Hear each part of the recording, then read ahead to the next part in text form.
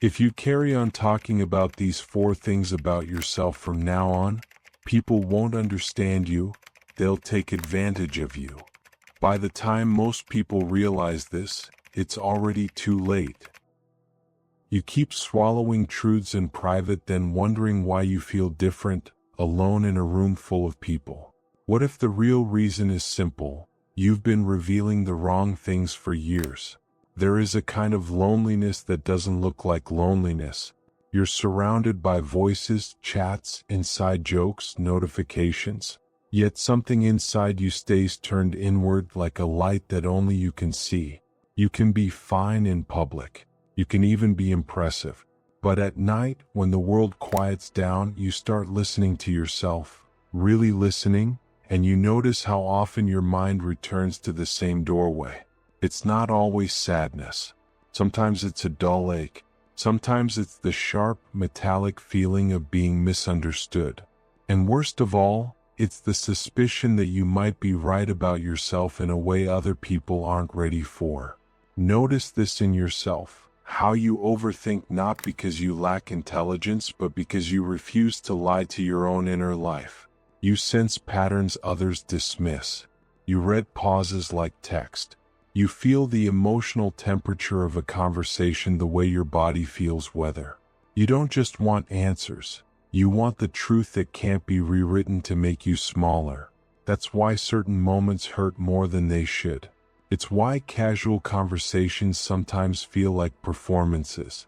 It's why you can't fully relax when you realize you've said too much and now you can't retract it. Overthinking becomes a kind of protection. It's a rehearsal for every future version of rejection. It becomes a strategy for emotional survival. If I think enough, I'll prepare enough, and then I won't be blindsided. But there's a second layer, deeper and more painful. The mind starts to treat your inner life like evidence, like a case you have to prove. So you begin to reveal fragments of yourself to get certainty. You want someone to confirm that you're not broken. You want to be recognized without having to translate yourself into something more acceptable. And then you learn the cruel paradox. The more honest you are, the more vulnerable you become. Not because people are evil, but because most people don't know what to do with you when your inner truth is loud. They either misunderstand it, aestheticize it, weaponize it against you, or, quietly, abandon it. You notice the shift. The tone changes. The warmth becomes thin. You feel it before they admit it to themselves. They can handle your competence but not your depth. They can handle your surface but not your questions. And you walk away carrying something that isn't just sadness, it's confusion. You ask yourself, why did I lose them? Why did I feel so exposed? Here's the first hidden truth. You don't just reveal information. You reveal access. You reveal what parts of you can be touched. You reveal where you're tender. And most people, without meaning to, don't treat access with care. They treat it with curiosity, with appetite, with the casual cruelty of misunderstanding. So when you tell the wrong person the wrong part of yourself, you don't become freer. You become readable. You become predictable. And being predictable is the opposite of power. Now, this doesn't mean you should become cold. It means you should become strategic with your inner life. There are certain truths you can keep safe without becoming fake. There are certain things you can hold without becoming bitter. There are pieces of you that can only survive in darkness, because light attracts not just understanding but consumption. So let's name it. 4 things you should never reveal to anyone, not because you're ashamed but because revealing them hands away your agency. The first thing you should never reveal is the deepest shape of your fear. Not, I'm afraid sometimes. Not, I struggle. Not human honesty. I mean the actual blueprint, the exact wound, the precise dread you keep circling, the part where you feel small in a way you can't explain, the part you don't want to be examined like a specimen, because when you reveal your fear in detail, you invite people to become judges, even the kind ones, especially the kind ones sometimes. They look at your fear and, without realizing it, they start building a mental story around it. They start understanding you, but what they're really doing is labeling you. And once you're labeled, you become a container for their interpretations. You lose the right to be complex. You become a theme, a pattern, a recurring explanation. Notice this in yourself, how when you share your most fragile fear, you feel relief for a moment, like the pressure inside your chest finally has a release valve. Then later there's a second wave: regret, a subtle tightening, a quiet dread that you gave someone a key. And you're right to feel that way. Fear is not just emotion. Fear is a map. If someone has your map, they can navigate your weaknesses. They might not even mean to, but they can still steer you. In Dostoyevsky's world, human beings are complicated because we are desperate. We crave comfort, yes, but beneath that, we crave meaning. We crave a story where we are not condemned. So when you reveal your fear, you give someone the story of your condemnation. You hand them the narrative they can repeat back to you. And repeating a narrative can become a kind of subtle control. The second thing you should never reveal is your standards, especially when your standards are about truth, not your opinions, not your preferences, your standards. The inner rules you live by when nobody is watching. The internal compass that tells you what you will no longer accept. The precise line you won't cross, even when it costs you comfort. People will hear your standards and react as if they are challenges. They'll call you hard to please, too intense, self-righteous, or dramatic. Sometimes they'll pretend it's concern. Sometimes they'll disguise it as humor. But if your standards are clear, they turn into mirrors. And most people cannot stand mirrors. They can stand flattering light. They can't stand a reflection that suggests there's a way to live that isn't their way. So when you reveal your standards, you teach others what to do to manipulate you. You show them the exact boundary where your respect ends. You give them a diagram of your dignity. And dignity, when made visible, can be attacked, directly or indirectly, because it threatens the fragile self-image of people who don't want to grow. Notice this in yourself. How you often feel a strange grief when someone violates your standards. It's not just disappointment. It's like watching your own reality get disrespected, like your inner truth gets stepped on. And that grief is proof that your standards were never merely rules. They were identity. They were your self-respect in motion. So hold your standards close. Not in a secret way that poisons you. In a way that preserves your center. A standard that is spoken too early becomes ammunition. A standard that is tested in action becomes wisdom. Don't announce your line. Build your life so the right people discover it without you having to perform it. Now we get to the third thing. The third thing you should never reveal is your potential, your vision, your most private ambition. Not because ambition is wrong, but because ambition is energy, and energy attracts the wrong kind of gravity. When you reveal your potential, you don't just share a dream. You create an expectation. You summon other people's attachment to your future. And attachment can become pressure. Pressure can become distortion. Distortion can become betrayal. Most people can't witness your becoming without trying to own it. They'll compliment you, but their compliments may not be about you. They may be about the fantasy they want to live through.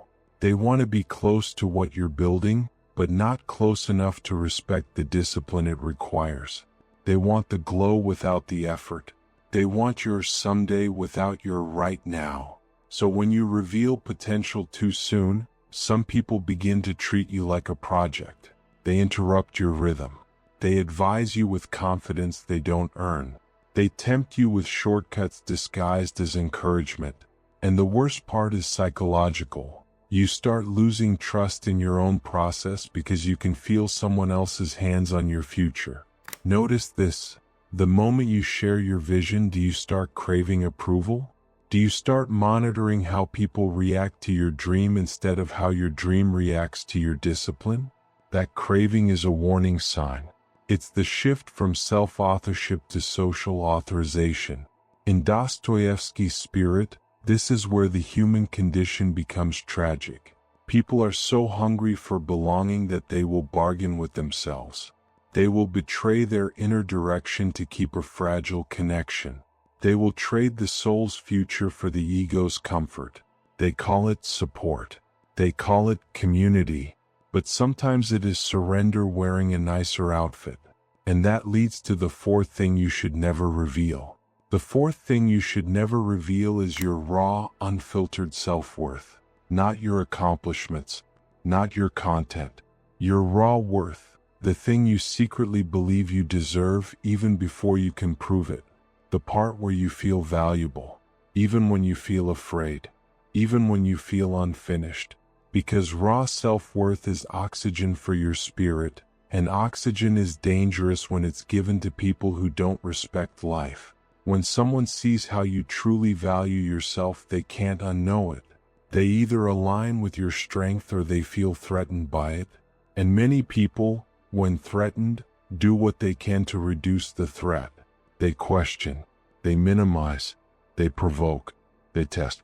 They aim to make you doubt yourself in the exact areas where you were solid. Notice this in yourself. When you share your self-worth, do you notice a subtle later shift where someone starts pushing you to justify being the way you are?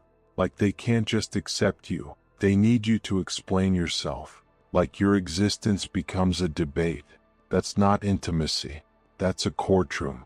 And if you have ever sat in that courtroom, you already know the psychological mechanism. When someone demands justification for your worth, they create a condition where you can never fully rest. You become stuck in a cycle: prove, defend, clarify, adapt. You become your own employee. You become responsible not just for your actions, but for other people's comfort. That's the fastest way to drain your identity. Now let's deepen the philosophical layer. Dostoyevsky understood something that modern psychology often describes differently. Human beings crave both truth and salvation, but they don't always want truth. Sometimes they want the kind of truth that protects them from responsibility. They want an explanation that excuses their choices. They want a story that keeps them innocent. That's why your inner revelations can be dangerous. Not because you're reckless, but because you're honest in a world that often prefers anesthesia. You think you're talking about pain. Others hear a confession that can be judged. You think you're expressing complexity. Others hear arrogance. You think you're asking for understanding. Others hear a request for them to become your savior. And being someone's savior is a heavy role, so they react. They retreat. They criticize. They turn away. Not because you are wrong, but because their inner world can't tolerate yours without changing. And here's the next hidden truth. Sometimes the reason you feel isolated isn't that you're unlovable. Sometimes it's that you're awake. Awareness isolates you in a specific way. It makes you hard to impress because you can feel the mismatch between words and motives. It makes you harder to manipulate because you recognize when people are performing sincerity. It makes you less satisfied by shallow connection because your mind keeps asking, "What is this really?" It makes your emotional pain louder because you stop distracting yourself long enough to hear it. You're not imagining it. The pain is real. But the pain is also information. It's telling you, this environment is not calibrated to your interior life. And that doesn't mean you should retreat into despair. It means you should learn a new kind of listening. Listen for where your truth is met with care.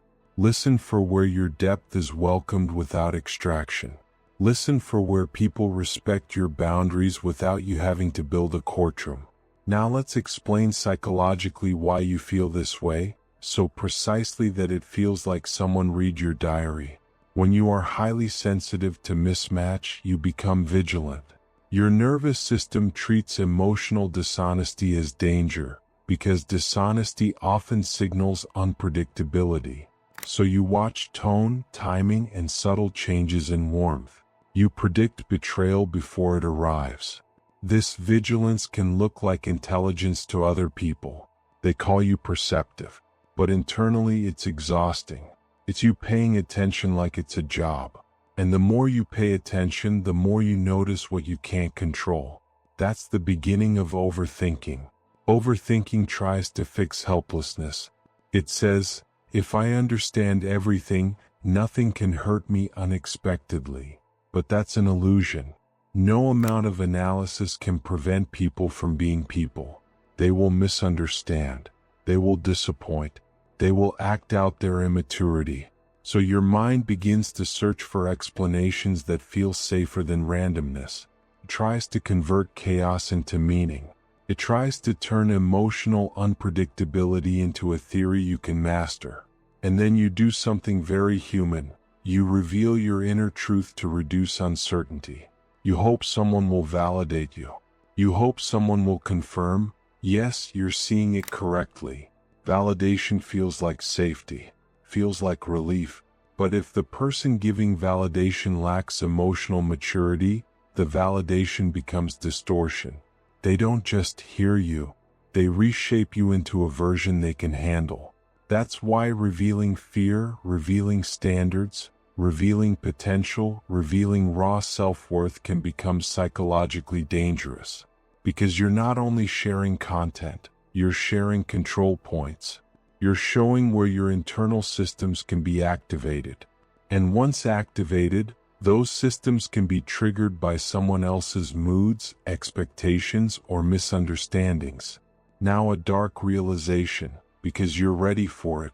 Sometimes you don't feel lonely because you're missing love. You feel lonely because you keep offering the parts of yourself that should be protected. You keep bleeding your most sensitive truths into environments that can't carry them. And then you wonder why you feel drained, why you feel exposed, why you start withdrawing. You begin to suspect that your depth is the problem. But the truth is sharper than that. Your depth is not the problem. Your placement is. You're giving your most sacred material to people who respond to it like it's entertainment, or like it's an opportunity to gain power, or like it's a chance to rewrite you. And that's not your fault, but it's your responsibility to notice patterns before they become wounds you repeat. Notice this in yourself, how you feel after you share something vulnerable. Not in the moment, later. Do you feel lighter and more whole? Or do you feel smaller, more guarded, more skeptical? Your body keeps score. Your mood keeps score. Your sleep keeps score. If sharing consistently leaves you dimmer, then what you gave away mattered more than the other person realized. And if you keep giving away what you can't afford to lose, the loneliness will keep returning, because your nervous system is trying to protect you with distance. So here's your identity shift. Let it land slowly. You are not too much. You are just not meant to be handled by everyone. You are not broken because you feel things more intensely. You are not defective because you see more clearly. You are not wrong because your emotional pain has language. You are simply in a season where discernment becomes your new form of love. Start telling the truth in a different way. Not everything needs to be said to be real. Not every thought needs to be disclosed to be valid. Not every wound needs a witness to be healed. Sometimes the most powerful thing you can do is choose what remains yours. Choose what you keep private until it's safe. Choose what you share only with people who meet you at the same level of responsibility. That's what empowerment looks like when you're emotionally intelligent. It doesn't look like domination. It looks like boundaries that feel like self-respect. It looks like silence that isn't denial. It looks like withholding not out of bitterness but out of wisdom. And you, yes you, are already halfway there. Because the fact that you feel this call means you've begun to sense the transaction happening inside you. You've noticed that revealing certain parts of yourself creates a certain kind of outcome. Less peace, less respect, more misunderstanding, more pressure to justify being human. And you're done negotiating with outcomes that cost you your identity. So become perceptive in a new direction. Don't just perceive other people's emotions. Perceive the way your own truth is received. Perceive the emotional aftermath. Perceive the difference between connection and extraction. Here's the challenge, quiet but relentless. When you feel the urge to disclose your fear, ask yourself, is this a moment of intimacy or a moment of control seeking? When you feel the urge to state your standards, ask yourself, am I building a bridge or drawing a target? When you feel the urge to reveal your potential, ask yourself, am I sharing a dream or granting an audience power over my timing? When you feel the urge to show your raw self-worth, ask yourself, is this trust or is this an invitation for someone to reduce me to a narrative? Don't rush to answer this question. Just let it pass through you like light through curtains. Because the deeper truth is not that you should hide forever. The deeper truth is that you should stop handing strangers the keys to your inner world. You don't need to be secret to be safe. You need to be selective. You need to match your disclosure to someone's emotional capacity. And capacity isn't measured by how well they say comforting words. It's measured by how they respond when your truth doesn't flatter them. In Dostoyevsky's vision, every human being wrestles with freedom and suffering. People want to be understood, but they also want to be absolved. They want love, but they also want to control the terms of love. That struggle is inside you too, even if it's hidden. The difference is, you can see it. You can feel the temptation to bargain with your identity. You can feel the desire to be recognized at any cost. And now, slowly, you can choose a different price. The price of discernment. The price of protecting what is sacred. The price of becoming harder to misuse. So here is the ending, not as an answer, but as a question that refuses to leave you alone. If the goal is connection, why do you keep giving away the parts of yourself that make true connection possible? Before you know the other person can handle them with care? Don't rush to answer. Let the question work on you. Let it change how you speak tomorrow. Let it change what you withhold, not as punishment but as power. And then watch what happens.